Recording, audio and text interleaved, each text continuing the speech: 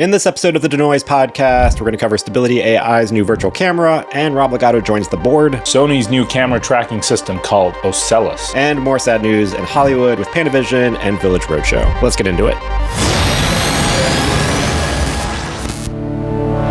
Hey, welcome back, Joey. Welcome back, Addy. I've seen you too many times this week. We just covered the GTC. Special GTC episode. That was fun. Yeah, but it feels like this whole week's been denoise. We got a lot of love from the audience. I just want to shout out people that have reached out to us individually and said how much they love the show. We've got some comments on YouTube. Yeah, some good YouTube comments with thank you. And we love the support. And comments are great. Subscribes are great. And I know we talked about this, but like the biggest way to grow a podcast on the actual podcasting app is leave a 5-star review. And on Spotify or Apple Podcasts, wherever Yes. you favorite podcast app of choices. So but YouTube comments are also great, and we appreciate the love. And also a great place to leave your own thoughts and comments, and we can engage in the conversation since this is a two-way between us, but like kind of one way out to you. But if you want to share your feedback, comments are the best spot to do that. So thank you and keep going. Yeah. So real quick update before we jump into it. In the last episode, I had talked about OCELLUS from Miami Beach, and they're facing the battle from playing No Other Land, the documentary. And good news. So the Wednesday was the city commission meeting. And so there was tons of supporters for OCELLUS there. And they have an open mic kind of public forum before they get into it. And so there's lots of great discussion about First Amendment rights and art and kind of definition of art. So really great comments, a lot of support for OCELLUS. The commissioner spoke, and then fortunately, after everyone had their piece, the mayor just dropped the proposal and pulled it. So he kind of like, I don't know if he just wanted to have his moment of voicing everyone's opinion and letting everyone have their say. What was the proposal? Also, the proposal was that they would evict OCELLUS. And so they're proceeding with the eviction? No, they pulled it. He dropped. It was the mayor had that was the issue. The mayor issued a city proposal to evict OCELLUS and cut their funding that they received from the city of Miami Beach. That caused the whole issue. Then everyone came to voice their support against his proposal. Yeah. And then after everyone said their piece, he withdrew his proposal, which means the bill. Amazing. Or whatever, not bill. It's not Congress, but so happy ending. Happy ending, yes. Yeah. So basically everything stays the same with OCELLUS. They stay in their spot. They keep receiving their funding. So good news. Such a victory for M&E, for media and entertainment, because we don't see our civil liberties eroded away, our freedom of speech eroded away. Yeah, and everyone rightly point out too, it's like this is a slippery slope where you're going to have government or someone come in and dictate what art can and can't play and display. And what we echoed before, it's like you disagree with the film, you don't want to see it, your choice, fine, but don't go see it. Yeah, don't censor a movie theater. So it's a great news for that, and glad to see that everything worked out with OCELLUS, and a lot of support for them. And it's great to see the community. Shout out to your friends that are running it. I mean, they're doing such an amazing job. Great work. Keeping the community engaged and all that. Yeah. So glad to see it. Stability AI. Got a couple updates. Yeah. Stability is, I think, the most interesting company to watch in the world of media and entertainment AI technologies. Well, for one, they're one of the OGs, right, with Stable Diffusion. Mm-hmm. And two, they have heavy hitters on the team. They have James Cameron, Sean Parker, and now none other than Rob Legato. Friend of the show, unknowingly friend of the show, Rob Legato, who we talked about a handful of times. Yeah, he was in that, judging that AI hackathon that I talked about a few weeks ago, and has been definitely vocal about exploring AI and taking advantage of it and seeing it as a tool, another creative tool in the kit. He also did a great talk at View's Virtually Everything Summit at NAB last year. I don't think they ever put the full video online. I hope one day they do, but it was a really good talk from Rob about AI in general. And just like, he's been around since Avatar, Titanic, developed the pipeline for the virtual camera workflow in Avatar, and just sees this as another step in the tool. And now is getting on the other side of it and being involved in helping develop these new AI tools for professional visual effects pipeline. I can't think of a better person. Like, he is an Oscar winning as tier 1 as it gets level VFX supervisor. He's super familiar with AI limitations and strengths of today. And I think he's quote unquote chief pipeline architect. That's the name of the title. Yes, I believe. Yeah. Which is sort of a parallel to what companies like Promise AI and Asteria and Staircase are doing. Is it's not necessarily building foundational models like Stable Diffusion. It's stringing together a bunch of tools the same way VFX pipelines string together a bunch of tools and to get the most amount of control and quality. And how do you make it build the tool in a flexible enough way because AI is developing so rapidly where when something new does come along or an improvement in a model, you can just swap it out and not have to rebuild your entire workflow. I'd be really curious to see if Stability has any sort of internal short film that they're championing, and then Rob Legato comes in and then drops the quality bar, right? Or rather improves it significantly. Like producing like a proof of concept kind of film. Yeah, I would love to see how good that looks with Rob Legato at the helm. Yeah, and I feel like the comparison and the advantage of something like Stability is unlike these other AI production companies that we've covered in the past where they're using existing models and plugging and playing stuff. This is Stability AI, and they're training their own models, and you have so much more control of developers building new models and tools. Yeah. And speaking of new tool that also just came out from Stability is Stable Virtual Camera, and this perfectly ties into a lot of things Rob has been talking about, and so cool. The trickiness of AI, where he's like, you don't have the control, you need that camera control. Specifically cinematography. It's cinematography, and even, he would give great examples of something like the live action Lion King that was all CG, and another virtual production pipeline that they developed with operating a physical unit that was a virtual camera. Yeah. And he also gave great examples in his talks where he's like, just the art of the camera operator comes through in the virtual camera. Right, like the weight transfer and the footsteps and all those things that language we're used to. Right, and stuff that just doesn't come across if you're operating in a fully virtual space and you're like doing keyframes, and it's like camera goes from here to here with the keyframe. It's like you lose the actual finesse of a seasoned camera operator. It's such full circle because when Rob Legato was working on Avatar 1, this was all so brand new for real-time render engines, right? I think this predates Unreal, but having simulcam and virtual camera for Avatar 1 was so pioneering at the time. And now they're introducing that all over again with AI, which will obviously have, far more creative control and quality than what they had back then. Yeah, exactly. And so just highlights of what this new, I believe it's in research preview mode, but you can download the model and test it out. But you can feed it a 2D image, either a single 2D image or up to 32 input images, and it will turn that into a 3D space. And I believe you can either program, it wasn't entirely clear how you can program manually the camera movement. I'm guessing you can kind of draw the arc or the curve. Yeah, I don't know if it's a curve. I don't know how that translates, how you map that out in a 3D space. I don't know if it's something similar like Runway has a camera movement tool where you can kind of click and drag and animate a camera movement. I'll have to test it out. Yeah, we'll test it out. But they also have a handful, 14 preset paths. So like an orbit or a push in. This is something similar that Luma has as well, or if you want to have a preset camera move. Pan, jib, tilts, push in, pull out. I mean, it's not, I don't think it's real time yet, but wouldn't it be cool if it could take XYZ input or perhaps 3D data? 3D is like the most common camera tracking protocol. And so you could tie like a OCELLUS or an NCAM or a MOSIS system in real world, feed that into Stable Virtual Camera, and get even like a 5 frames per second update on what you're seeing. Yeah, I'm waiting for something, even not a real camera, even our phone. iPhone, yeah. Yeah, which is like when I even have dabbled and connected like the Unreal Virtual Camera to the iPhone, and I'm in an Unreal space and I'm looking at it on my phone, it just brings this whole extra sense of like realness to the virtual space where I'm like, oh, I can like tilt up here and I see like my virtual space. If we could extract that with AI, I mean, also first off, it's really wild that this can work with just a single input image. It's doing a lot of generative filling. Yeah, but if there is some intermediary step where you can give it the image, it can create, even if it's a rough Gaussian splat looking kind of 3D environment, you operate your camera in this, record your movement, and then generate the high quality output. Yeah, it's almost the same challenges that a real-time game engine like Unreal or Unity would have to push through, which is, okay, fine, you are now doing location scouting in a virtual environment. Good. Okay, so now can you make stuff move? Can the palm tree swing and can the water, bump up against the rocks? Okay, that's a challenge. Let's get past that. Now the ultimate challenge is characters.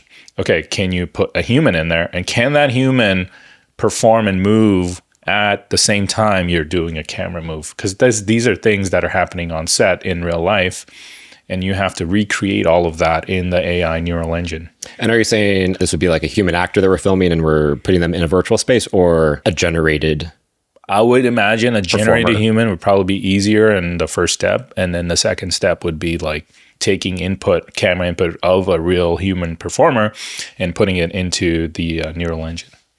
Yeah. And I think that's, I mean, we've talked about that Rob before. Legato's got some work to do. Being able to film a real person, their performance, and make the environment virtual. And also a consistent environment, which we've talked about before as well, of like a consistent 3D space. So when we have the shot here, the background is not regenerating and is something completely different every single time. Yeah. And then the arms race right now in the AI M&E space, I think, is the image to video models, right? So like Google Veo, WAN, obviously Stable, Diffusion, Runway. We're going to move very quickly into the world of video to video generation. I think that's where most of the content creation for Hollywood will happen. Nobody's expecting you to have tier 1 level quality just from generation alone. You're going to guide it. And what better guidance than a camera input or a screen grab or something that's constantly feeding the system at 24 frames per second or whatnot. Yeah, like the next step of the virtual production pipeline that we've established. Like cameras are tracked, we're in a hybrid virtual environment. It'll just be generated in the future. Pure speculation here, but I think we're going to kind of see almost a fallback to green screen, because like you don't need the complexity of a volume and everything that comes with LED panels and processors and media servers. If you can just put 2 actors in front of a high-end cinematographer in a green screen stage, well, you can fill everything out and look at it in real time and make your decisions that way. I think, and I think it could also be a hybrid approach as well. And I got a bit of a tech preview, and we're going to film it at a NAB pre-show of Phantom Track.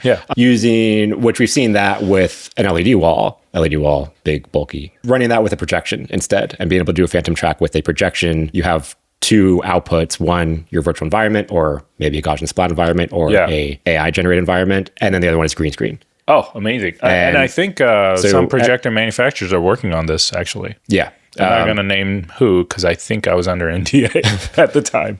Yeah, I'll wait for the I don't think it's a secret of who I saw, but I'll wait until the video comes out. Yeah, same. We know that guy really well. There's a collaboration between a handful of people we know pretty well. Exactly. So I got a little preview, and it's really interesting what they're doing, and I think is a good middle ground for applications like this.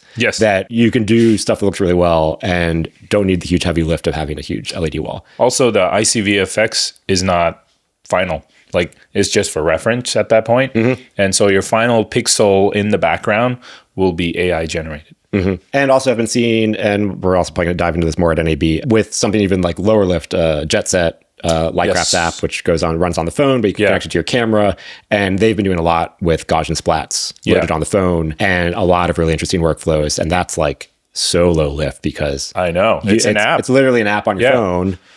And you could just buy a phone and you could strap it onto any cinema camera. And I think it connects to cinema encoders, like camera lens encoders, and then obviously Unreal or Unity, I believe. I think you can run on Unity. A lot of really interesting workflows that are filling the middle to lower ground of you don't need a huge, massive volume to do really creative workflows. The indie filmmakers of today, all they really need is a couple of really nimble, agile, creative technologists to just harness all this power, all these tools that are available to them. And shout out to Voia, who is, I believe, a competitor to Lightcraft in that same space of prosumer simulcam technology.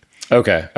Yeah. We're watching the space out here on Denoised. Yes. And then speaking of virtual production and camera tracking, new high-end, high-level camera tracker is out from Sony. I love the direction that Sony is going. So this new product is called OCELLUS. I think I'm pronouncing it right. OCELLUS. I would go with that. Looks right. Sounds correct. Okay. So what this is, and what it seems like to me, is under the hood, it's probably a Intel RealSense or some kind of depth sensor that's doing depth perception of the world, and then in real time SLAM tracking, meaning simultaneous location and mapping. Is that what SLAM means? Creating a digital twin of the world in real time as it's sort of figuring out the point cloud around it. Simultaneous localization and mapping. That's it. And using SLAM, it is able to then deduce where it is in 3 space and send that data both to the Sony camera as well as any external devices that need it. Mm-hmm. And to clarify too, it is from Sony. It works on any camera. Yeah. Obviously, they're picturing it with Sony cameras, and that's the ecosystem. But it's such a good pairing. It is a tracker that will work on any camera. It's a sensor. The sensor has 5 faces, but I believe only 4 are being used, and they're pointing in each direction. And I believe it could operate with just one. So if you have 4 running, but if you're all the better. Yeah, but if 3 of them are getting blocked or obscured by something, it still can accurately track with one. I mean, they must have been working on this for a long time, because this is not something you could put together quickly. And it's a very competitive space. You have NCAM, which is obviously another depth sensor based. Now that's a Zeiss Syncraft. Sorry about that. Yeah, that's a new name. Zeiss acquired NCAM. Yeah. And now you have Stipe, Red Spy, which is in the same vicinity. The Moses Star Tracker. You have, there's several others. Obviously, the Vive Mars for the very consumer-oriented people. Vicon and OptiTrack, traditional mocap solutions. Yeah, and also anti-latency. Anti-latency, yeah. Now, as far as how this works, I mean, you don't need any star tracking. It just looks out, tracks objects. Correct. And I couldn't find info on the calibration process or how much is needed, because that's always a part with these NCAM trackers. system. This is so close to what NCAM also uses a stereoscopic camera, perceives depth.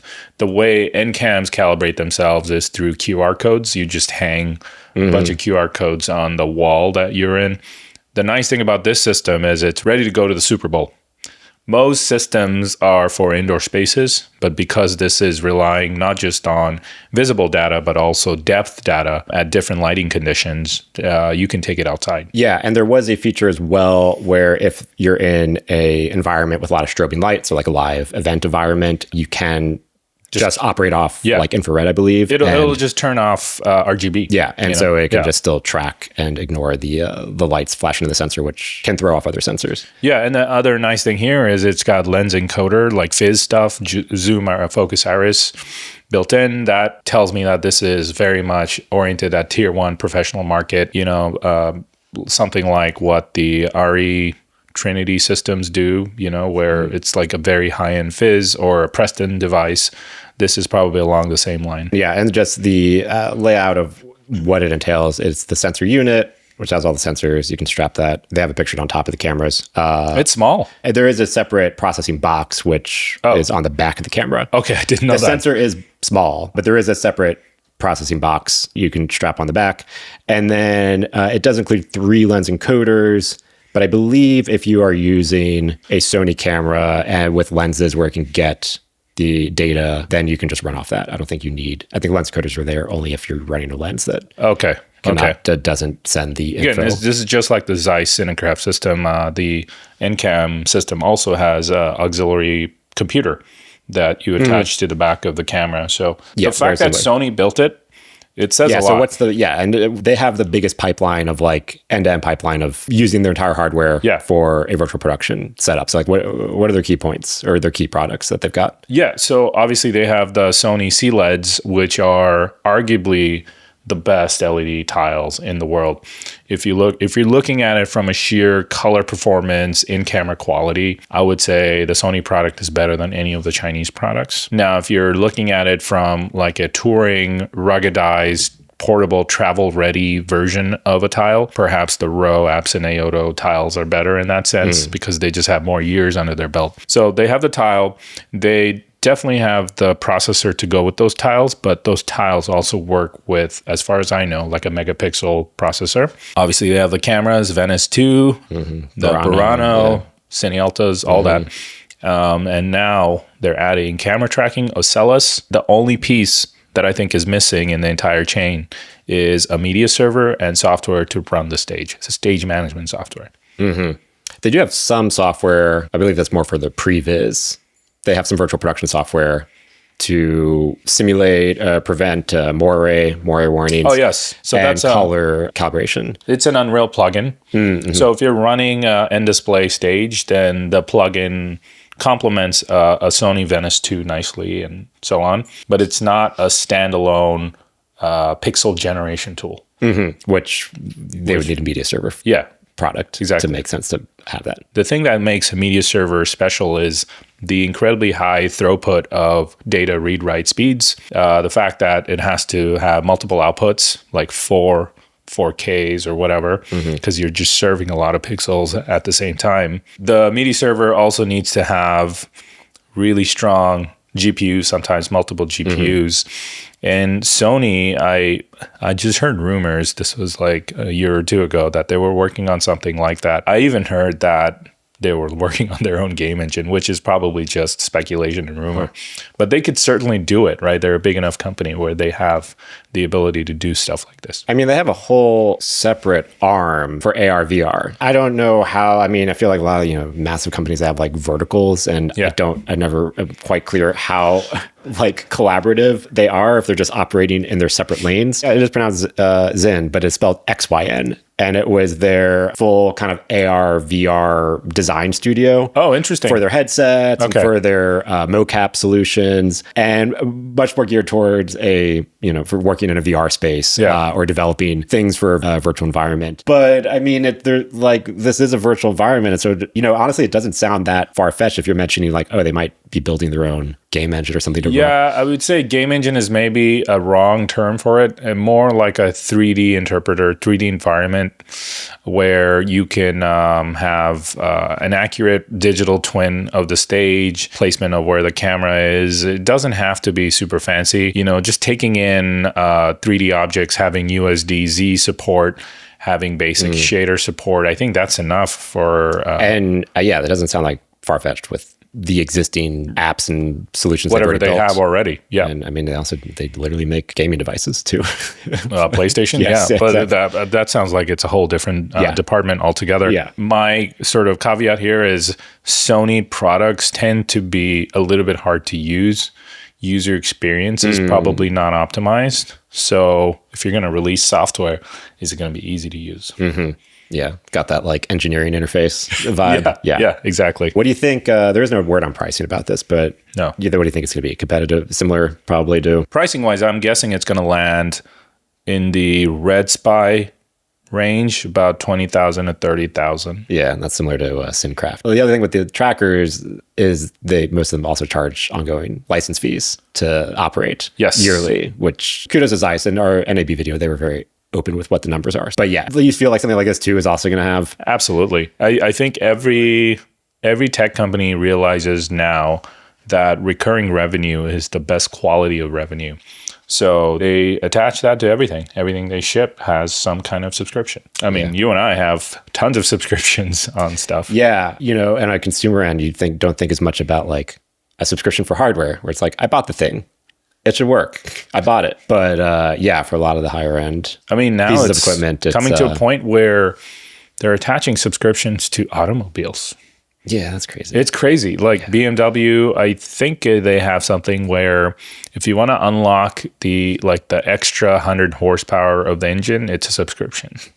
It's not good. Like you piss off a lot. I saw something, and I don't remember if it was a joke or not, but that it was like they display ads on your entertainment system unless you turn it off. Maybe that was a joke. I don't remember which company that was, but that was a meme. But it's realistic enough where I'm like, I could believe that if you told me that was a real story, right? Because it's kind of gotten a bit out of hand. Yeah. Until someone comes in, like a Vive Mars. I know they're not at the tracking caliber of these, but like you buy the Vive Mars, you got it. You're good. Yeah. So I don't support room for just tracking disruption. I think the subscription should have real value attached to it.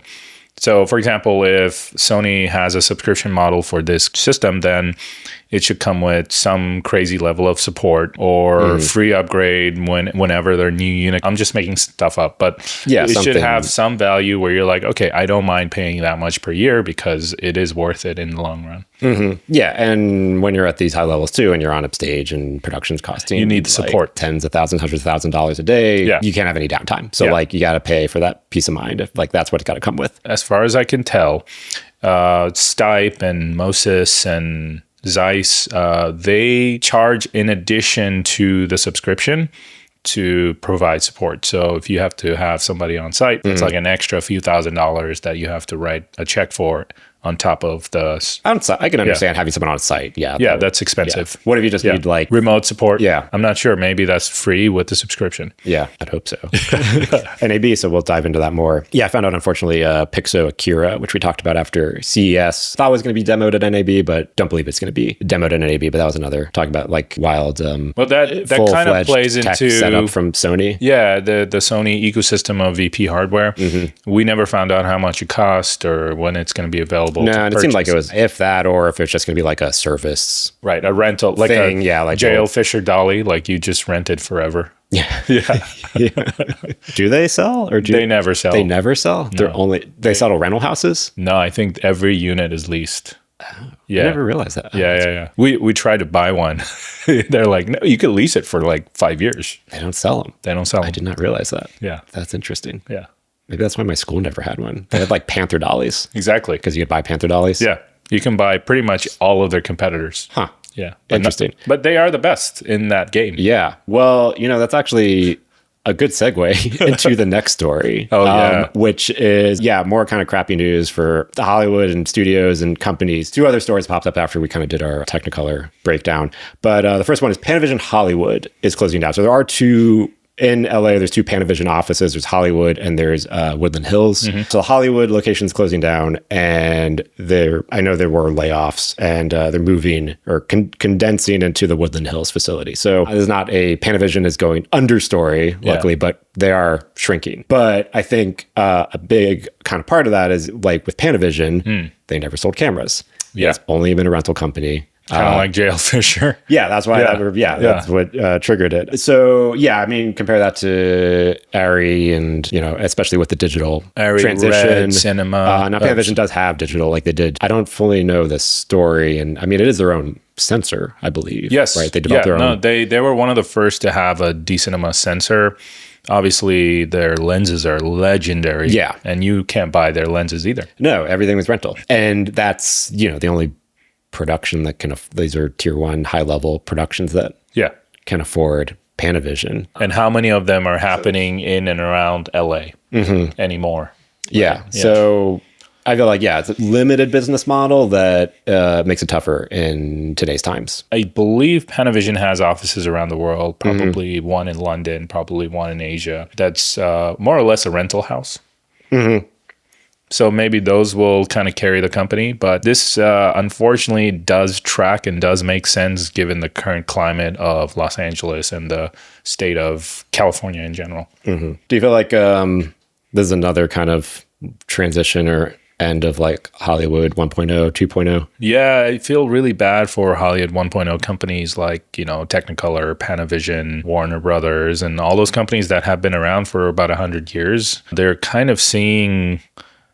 the end of the road a little bit here. I don't think this is the end. I think you'll see more Hollywood 1.0 companies reach this conclusion. What I hope for is with the churn, you get a new generation of companies that are able, like Stability AI, and like that can thrive in M&E, in Hollywood, in Los Angeles.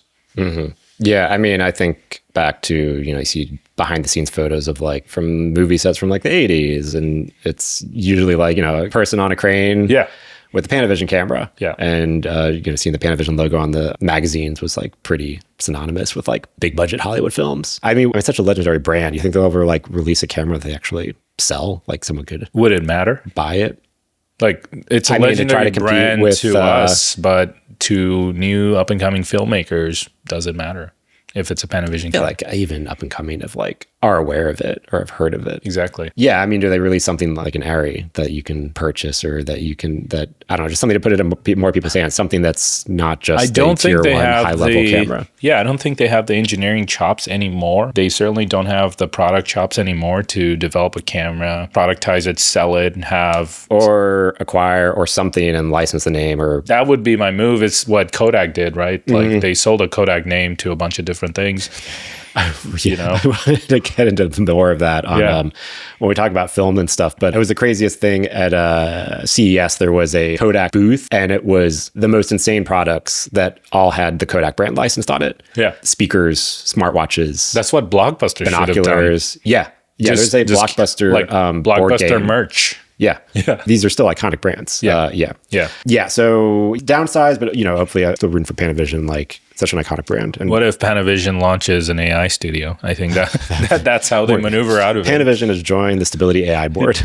And then other Happy Hollywood story, Village Roadshow, which was a production company behind Joker, Matrix, and a bunch of other films, has filed for Chapter 11 bankruptcy. Bankruptcy doesn't always mean a company's going out of business, that they're in financial trouble and need to restructure. I didn't know this. And they've been around for a long time. They're not Hollywood 1.0, they're Hollywood 2.0.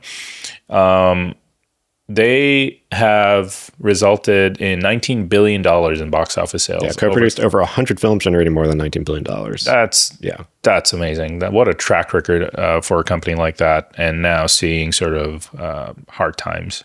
Yeah, I mean, I'm also Joker 2 was an expensive film that did not do very well at the box office. So that is a big financial hit, not a financial loss. I think the two companies that kind of took the place of Village Roadshow and also Miramax and some of these boutique studios is A24, Neon. I feel like Village Roadshow did more like blockbustery kind of films than like a Neon or an A24. Sure. For its time. I feel like Netflix, if anything, is kind of taken up that space. Some of that space. Yeah. Or a lot of these films aren't made anymore, which we've talked about. Yeah. Like it is kind of rare for like an original, out, right? Yeah, it's kind of rare for like an original IP, $50-80 million budget kind of film or $100 million budget film. Yeah, that doesn't exist. That's new for someone to produce now. I keep going back to Keith Sam because he was just so brilliant in saying the middle being hollowed out. Anything under 10 million, 20 million, it's probably self-financed, and then there's nothing in the middle, like an A24 or Neon. We'll come in and finance it, and then everything up to 100 million doesn't even exist because nobody will fund it. 100 million up, it's like vote by committee. Now you have Disney or Netflix or whoever, 100 executives trying to figure out what movie that is. Yeah, we talked about this last time, and then I've been more attuned to like when I hear budgets mentioned on films, and so there were a handful of films that came out now that are in that $50 million range, but they're not doing so hot. One that I really want to see, Black Bag, the new Soderbergh film.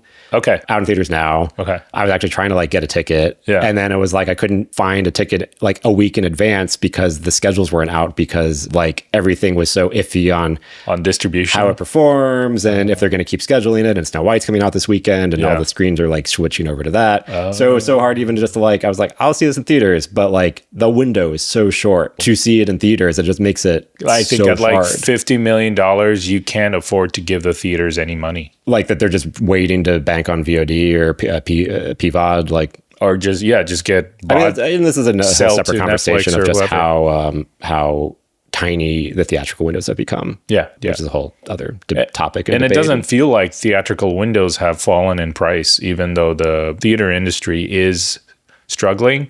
Prices have been artificially kept up. Like you mean for like a movie ticket, or like movie ticket's a movie ticket, but like how much does it cost the studio to send that movie to 100 theaters? It's probably the same as it was 20 years ago. Yeah, well, they don't have to strike a print like for every screen they want to send it to. I mean, DCP is, and I think the movie theaters take something like 50% of the ticket revenue.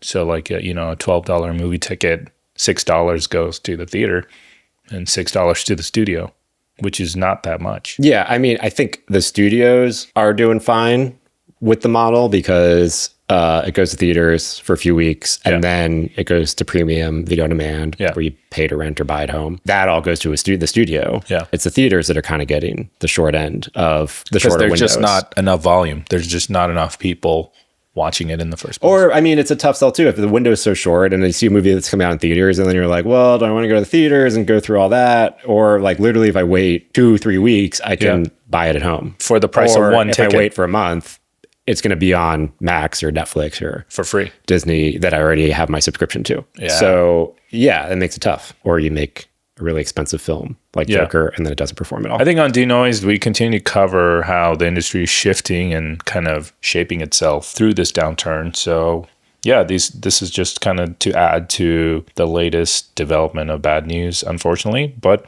hopefully we see, like I said, new companies, new techniques, new filmmakers rise out of it. We've talked about this is a transition time, and it's crappy when stuff like this happens, but still optimistic of what this shift is with the new tools, and we can make bigger and better things at lower budgets with smaller teams. Yep. Thanks for watching, everyone. Links and everything we talked about, as usual, at denoisedpodcast.com. We mentioned at the beginning of the podcast that we love to see your support. Please continue to support us. Leave us a 5-star review on Spotify, a comment on YouTube, or a 5-star review on Apple. All right, thanks, everyone. See you in the next episode.